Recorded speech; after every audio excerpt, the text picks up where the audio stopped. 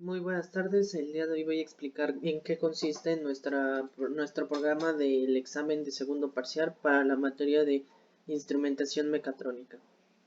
Este programa se divide en tres partes, la parte de nuestro acelerómetro, la parte de nuestro termistor o termopar y la parte de nuestro motor a pasos. Voy a proceder a explicar la parte del motor a pasos.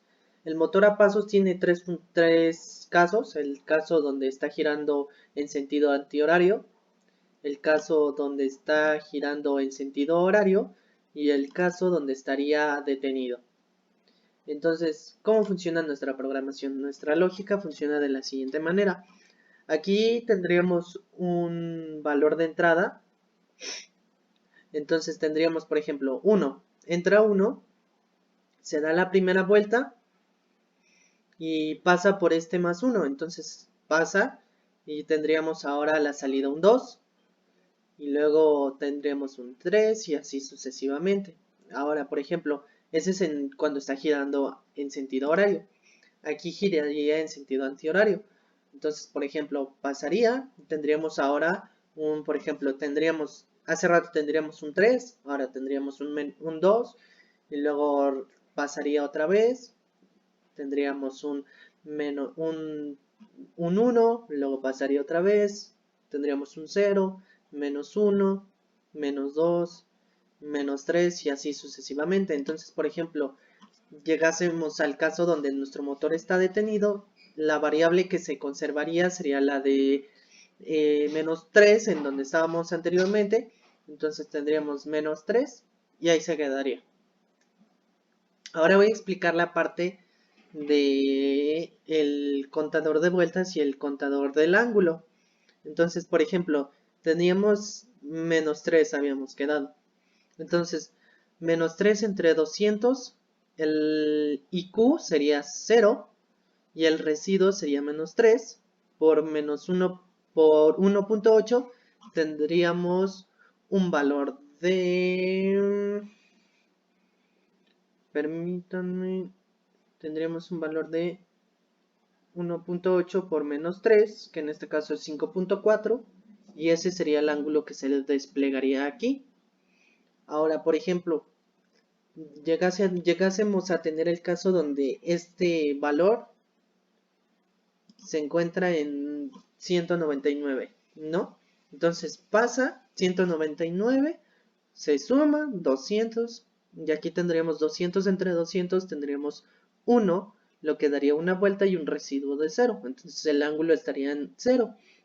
Ahora, por ejemplo, tendríamos, no sé, 400, ¿no? Entonces 400 entre 200, 2, lo que nos daría 2 vueltas y un residuo de 0, y así sucesivamente. Ahora procederé a explicar la parte del acelerómetro. Muy bien, ahora para el acelerómetro se ocupará la siguiente fórmula. Nos dice que el ángulo, en este caso θ, sería igual al arcoseno de la Vout entre menos V offset, todo eso entre la sensibilidad. Entonces tendremos tres variables: Vout, el offset y la sensibilidad. Nuestra sensibilidad no puede tener un valor de 0 porque tendríamos una división entre 0 y sabemos muy bien que eso no existe, se indeterminaría. Entonces lo que procedimos a hacer es ponerle un valor muy cercano a 0 para que no se indeterminara. Entonces, y el valor máximo pues ya dependería de nuestro acelerómetro. Entonces el valor máximo le pusimos 10. Entonces nuestras variables cambiarían. Tendremos una resta, una división, que en ningún momento sería 0, pero aquí también nos encontramos en algún problema. El arcoseno no puede tomar valores mayores a 1 y menores a menos 1. Entonces igual se le pone un rango de 1 a menos 1, se aplica el coseno inverso, y esta parte de aquí lo que nos haría, lo que es la multiplicación, esta división, nos pasan el ángulo a grados. ¿Por qué? Porque esta fórmula lo que nos daría es un ángulo en radianes y nosotros lo queremos en grados. Entonces tendríamos una multiplicación por 180 dividido entre pi, lo que nos daría el ángulo en grados.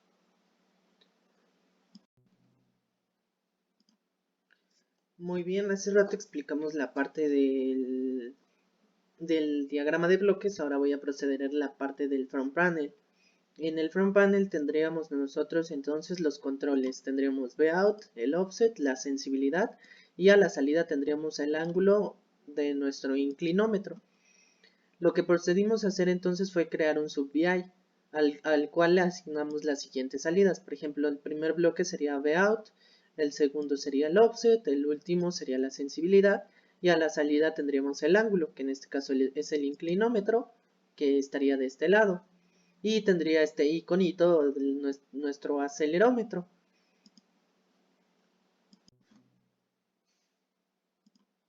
Ya sabiendo entonces los valores que tendríamos en cada uno de nuestros puntos de nuestro acelerómetro, tendríamos la aceleración, el offset y la sensibilidad, y a la salida tendríamos el ángulo. Ahora la aceleración, el offset y la sensibilidad igual serían controles, y el ángulo igual que en nuestro programa para hacer nuestro sub-VI sería una salida, en este caso pusimos un gauge measure, o sea, un medidor de gauge, ¿no? Entonces, el problema nos decía que si el ángulo está entre menos 90 y menos 45 grados, el sentido de giro debe de ser antihorario, counterclockwise. Por otra parte, si nos dicen que el ángulo es mayor a 45, está entre el rango de 45 y 90, nuestro sentido de giro sería clockwise. Pero ahora hay un espacio en donde queda entre menos 45 a 45. En ese caso debería estar detenido. Por ejemplo, supongamos que tenemos 50. Entonces, el ángulo del inclinómetro pasaría por aquí. Como es mayor a 45, aquí tendríamos true. Aquí tendríamos a la salida de tendríamos un false. Entonces tendríamos un NOR que dice que es 1 y 0, tendríamos 1, pero como es NOT, lo invierte y tendremos a la salida un 0. Entonces el único que cambiaría sería el clockwise. Este es un indicador LED. Ahora procederemos a explicar la parte del sentido de giro para el counterclockwise. Entonces, por ejemplo, tendremos, no sé, menos 50 igual. Entonces tendríamos menos 50, en este caso tendríamos un true aquí, aquí tendríamos un false, entonces tendremos 0 y 1, es un 1 en OR, pero como está invertido tendremos un false, entonces a la salida de tendríamos un 0 o un false. Ahora, por ejemplo, llegásemos a tener 0, que está dentro del rango de menos 45 y 45, entonces tendríamos false aquí, false acá, entonces es 0 y 0, 0, pero como está negado, entonces tendríamos un 1 a la salida. Ahora, ¿qué pasa cuando tenemos un 1 a la salida cuando el motor está detenido? Cuando tenemos un 1 a la salida, en este caso tendremos un true, nos daría un 2. Este 2 vendría para acá y entraría a nuestro case. Ahora, cuando nosotros tenemos un 2 en el case, nuestro motor a pasos estaría detenido. Ahora, por ejemplo, tenemos 50. Es el caso donde sería un false. Entraríamos a este case. Ahora, si el ángulo, dijimos en este caso, es 50, tendríamos 50 es mayor a 45. Eso es un true. Entonces tendríamos un 1, el cual vendría para acá. Y tendríamos un 1 aquí, lo que haría que gire en sentido horario, clockwise. Ahora, por otra parte, tendríamos un menos 50. Aquí tendríamos un menos 50. Menos 50 es mayor a 45. No, entonces por lo tanto es un false. Entonces el false saldría de aquí un 0, que entraría aquí y nos daría un 0 acá. Entonces tendríamos el sentido counterclockwise.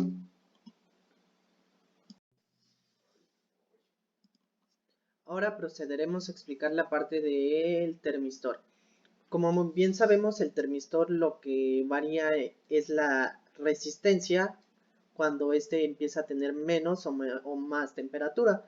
Entonces, para ello ocuparíamos la función de un divisor de voltaje, que lo que nos haría es darnos un voltaje a través de cómo varía una resistencia. Aquí tendremos el diagrama de bloques de nuestro termistor.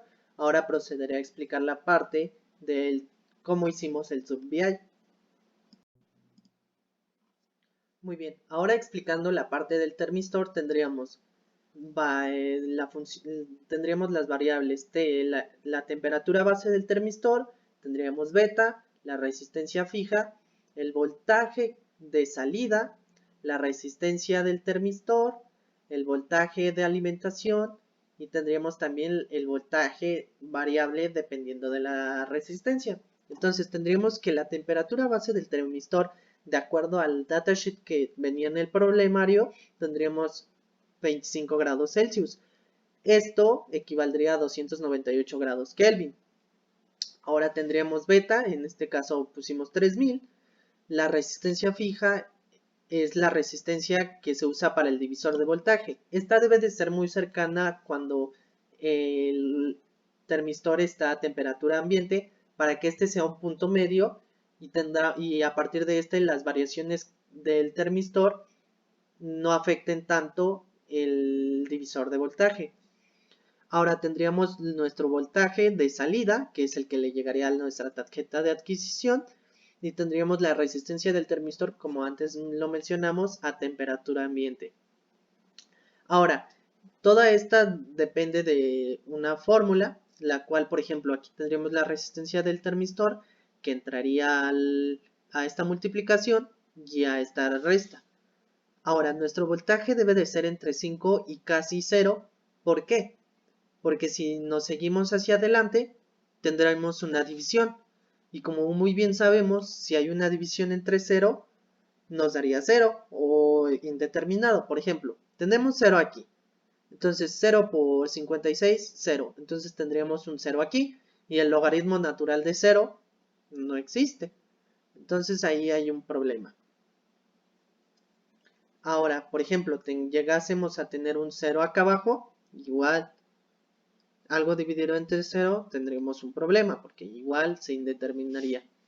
Entonces, por ejemplo, tengamos, no sé, 2.5 por 56, y eso dividido entre 2.5 menos 5, tendremos igual 56, entonces tendríamos divide 56 entre 56, tendríamos un 1, logaritmo natural de 1 es 0, multiplicado por beta, que son el 1 entre 30, 1 entre 3000, perdón, tendremos 0 más 1 entre 298, tendríamos 1 entre 298, y a eso le sacamos el recíproco, tendríamos 298, le restamos 273 para pasarlo a grados Kelvin, de grados Kelvin a grados Celsius, tendríamos 25 porque serían 298 menos 273, 25.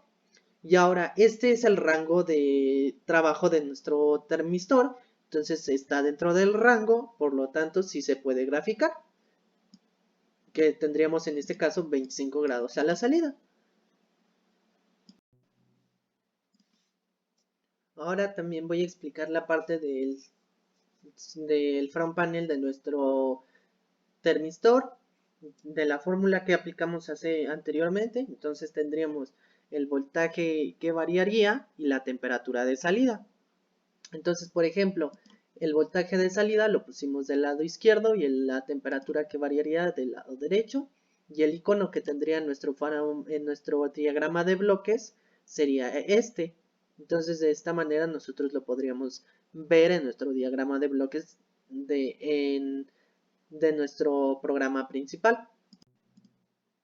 Muy bien, muy bien. Ahora regresando a nuestro diagrama principal, tendríamos entonces que las variaciones del termistor dependen de toda la fórmula que vimos anteriormente en nuestro sub-VI. Ese sub-VI tendría dos salidas, nuestra entrada del termistor y la salida que se graficaría en la temperatura. Ahora, la temperatura también era un factor en la velocidad de giro de nuestro motor. En este caso, si la temperatura fuera mayor a 25, giraría en 20 segundos una vuelta completa, y si es menor a 25, giraría una vuelta completa en 4 segundos. Entonces, por ejemplo, tenemos 10. 10 es menor a 25, true, entonces tendríamos una velocidad de giro de 4 segundos por vuelta. Ahora, por ejemplo, tenemos, no sé, 50. 50 es mayor a 25, no, entonces tendríamos un false, el cual nos daría una velocidad de giro de 20 segundos por vuelta. Vale, habiendo explicado cómo funciona nuestro diagrama de bloques de nuestro programa principal, ahora procederé a explicar cómo funciona nuestro front panel.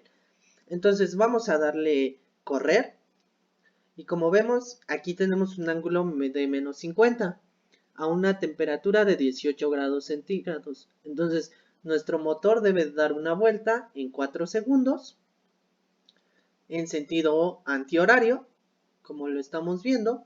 Aquí tenemos menos 5 vueltas y el ángulo de giro está en sentido antihorario.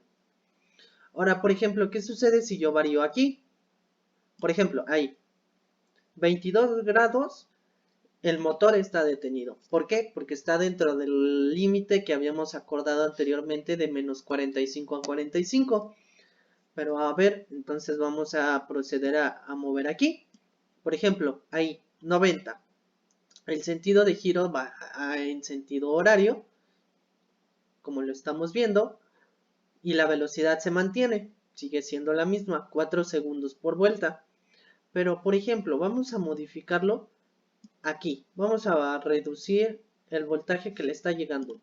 Entonces, como vemos, la velocidad de giro se ve disminuida, pero el sentido se mantiene, en sentido horario. Vamos a cambiar esto. 41 se detiene, modificamos la aceleración, menos 20 sigue detenido, menos 47 comienza a avanzar. Y aquí lo podemos ver, hay indicadores, como anteriormente lo mencioné, para visualizar mejor el sentido de giro. Entonces vamos a moverla aquí a la temperatura, de nuevo, y si cambia la velocidad de giro. Y como vemos aquí, menos 4, menos 5, pero ahora vamos a cambiar el sentido de giro. Vamos a reducir aquí.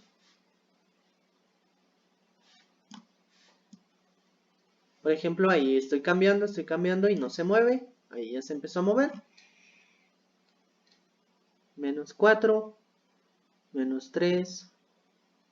A ver, vamos a ver, menos 2, menos 1. Y llegaríamos al 0.